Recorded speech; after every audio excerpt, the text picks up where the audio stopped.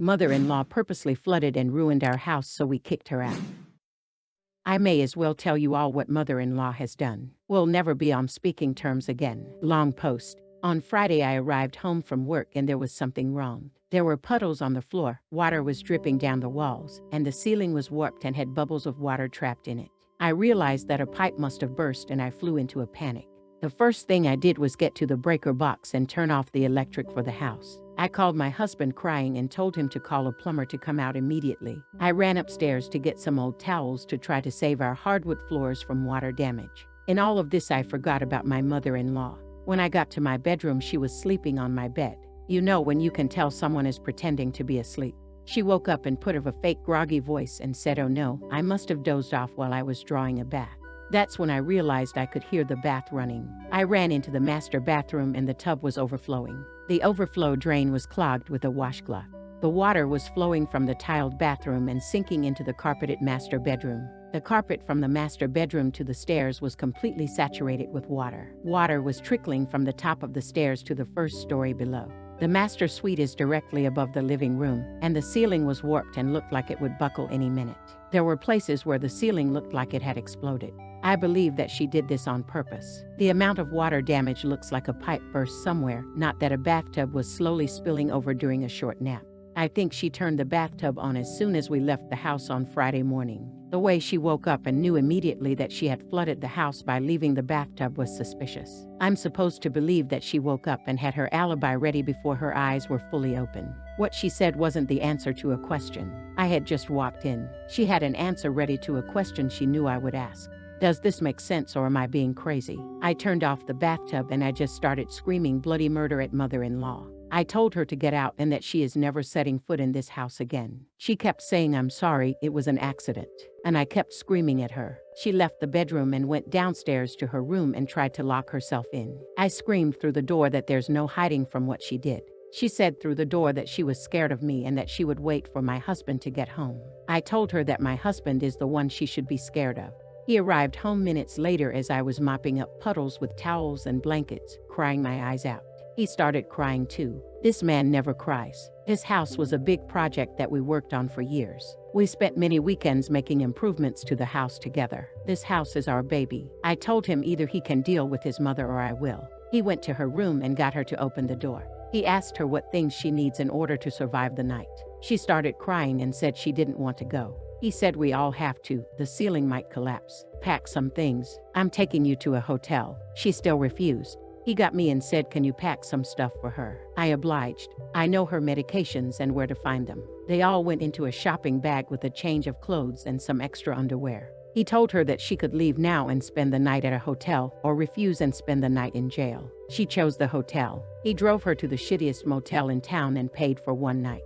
Apparently she cried. I hope there were bedbugs. Our lives have been turned upside down. A lot of our possessions have been ruined. The real genius of mother-in-law's revenge is that we live in a state that was affected by flooding recently. There aren't any contractors available. Our insurance is paying for us to live somewhere temporarily, but it could be a very long time before we get to be reunited with our house. We are both devastated. The house meant a lot to us. We spent our weekend ripping out drywall and trying to dry out the house. The hardwood floors might actually make it. We had movers come and get the furniture that made it. We're doing what we can to prevent it from getting worse, but the mold has already started growing. The house is a disaster. Update 1. Mother-in-law is gone. She is in her home state.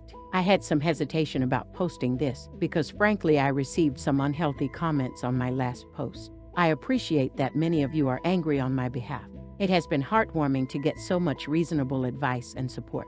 Thank you to those who messaged me with recommendations for mitigation companies and contractors. I also received some disturbing and violent comments. I'm already having problems keeping my anger in check, and comments egging me on to get revenge and even commit crimes are not helpful. Please don't comment those kinds of things. I don't want to read them. I am posting to update those of you who were so worried on our behalf.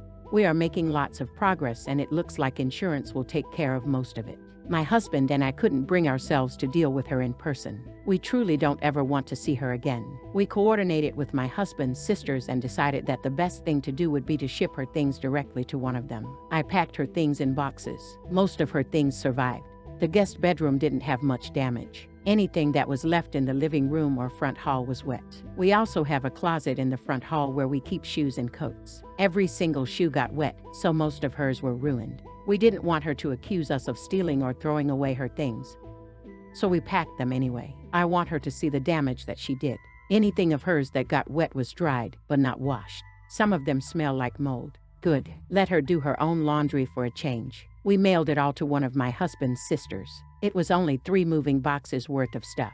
I didn't mail her fabric stash because it was so completely ruined that it wouldn't be worth the shipping. They were in a plastic Rubbermaid that wasn't closed, so the fabric sat in a few inches of water and under some rotting ceiling for a few days and became a mold factory. She also has some antique furniture that we have had to keep here. We have decided that if she wants it badly enough, she can pay the moving fees. Shipping furniture isn't cheap. My sister-in-law called mother-in-law and told her that her things were being shipped to home state. Mother-in-law started calling both of our phones over and over. We got calls from her motel phone as well. Eventually, she convinced a sister-in-law to call us on her behalf. She wanted us to arrange her travel and her travel costs. Apparently, the sister-in-laws refused and she thought we should do it because we kicked her out. I told her that I'm not paying for a plane ticket, and sister-in-law told us that she actually wanted us to drive her. It's unlikely that I could stand being in a car with the woman who destroyed my house in the past year of my life for 7 hours. I'm sure she hoped to corner my husband and try to put a bug in his ear for an entire day. Nice try, but it's not happening. My husband and I talked about it and agreed that I would pick her up and drive her. She just didn't know that I was driving her to the Greyhound bus station. I waited until I saw her bus leave with her in it. That bus ride was 11 hours. I hope she enjoyed it. The cleanup is going well. We finally got professionals to come out to do water and mold mitigation. The house needs to be as dry as a bone before we start replacing drywall. We have hired professionals to safely remove the ceilings that are in danger of collapsing, and we will be hiring contractors to put in new ceilings once we can. My husband and I will hang the drywall on the walls ourselves. The rooms that had ruined carpet will be getting new flooring. To cheer ourselves up, we have been looking at options for new flooring in the master bedroom. I just want to go ahead and say that I am not looking for advice right now. We have a handle on things. I just wanted to update all of you who were so heartbroken on our behalf. We are going to be just fine. I am seeing a therapist and so is my husband. Update 2. We have moved back into our house. I'm back in my living room, surrounded by boxes. Today I installed the curtain rods and tomorrow I will hang our art up. It's beginning to look like a home again. The house looks brand new. You would never know that it didn't have a ceiling in some places for a few months. We used this opportunity to really make sure we loved everything before we moved back in. We changed the paint colors in most of the house. We replaced the flooring in the upstairs, and my talented husband built a gorgeous alcove in our living room. I finally got the reading nook I've wanted since I was a little girl. The carpets are gone, and now we have hardwood floors or tile in the entire house. I hope I never have to paint another ceiling ever again. I also hope I can have a reprieve from caulking for a while. I spent more time cleaning paint out of my hair than I care to remember. My husband cut himself as he was building the alcove several times. He injured his back and spent days laying just so and using ice or heating pads. We both went to work with paint stuck to our hands and arms a few times. We still had a lot of fun. We worked so well together. Mother-in-law can't take that from us. We both agreed that we hold some resentment towards the bathtub that ruined our house, so we had it replaced. Despite the expenses associated with the house, we saved some money when we were living in the temporary apartment. We certainly didn't break even, but it didn't cost what a major renovation would have. Insurance covered most of the damage, and we spent our own money on some fun stuff. We are the type who think picking out new staircase spindles is fun. We're boring like that. My necklace was safely returned to me in the mail. I'm wearing it right now. I will feel better if I know exactly where it is for a few days. The best thing about being back home is knowing that mother-in-law will never set foot in our house again. We have a doorbell with a camera so that if she shows up, we can simply not answer. I'm sorry this update doesn't involve mother-in-law very much. We haven't spoken to her at all since we kicked her out. My husband's last words to her were, "Don't ever speak to me or my wife ever again." My last words to her were, "If you say a single word, I will let you out of the car right here." The last communication of sorts was us sending her moldy clothes and shoes to her. We are both happy with it staying that way. We did therapy for a while. We outlined what we will do if mother-in-law has a major medical emergency and what we will do if his sisters beg for more money. We're prepared. I think we've got this.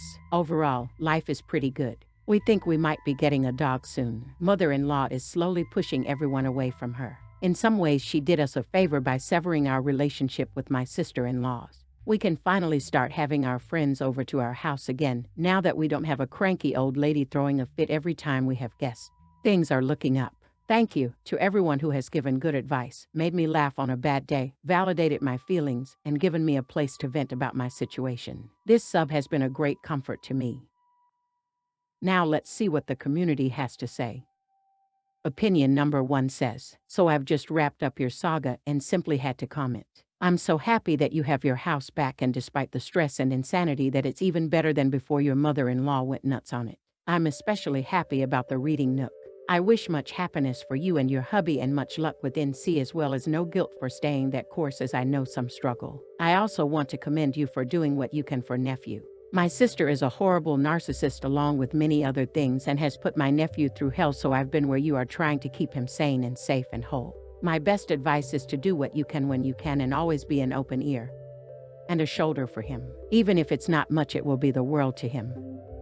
Opinion number 2 says, best wishes in your newly renovated home. We had to restrain my mother from ever coming to our home. She disliked that we purchased our first home and did not get a granny flat for her. She wanted to sell her home, keep the money to blow, and live rent-free under my roof, because a mother can carry many sons, but many sons will not carry a mother. Bullshit. She threatened numerous times to come over and take a shit in the middle of your living room. When that threat was uttered, my next words were, guess who never comes over again? We kept to that. We got threats from her girlfriends after her stroke. We put her in a facility, and her GF said that we should move her into our home, and one of us quit our job to become a full-time caregiver.